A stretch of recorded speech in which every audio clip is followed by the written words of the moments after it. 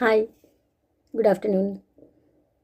ఆడవాళ్ళకి ఒక స్టేజ్ వచ్చాక బాధ్యతలు పెరుగుతూ ఉంటాయి.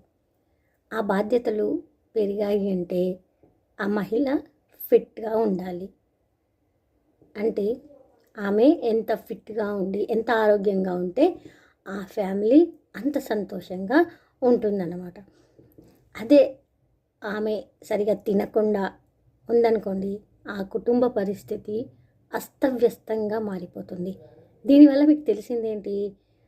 ప్రతి ఇంట్లో మహిళ ఫిట్గా ఉండాలి.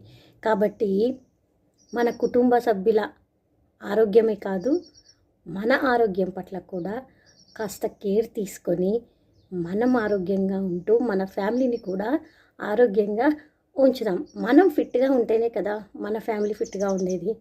నిజమే కదా?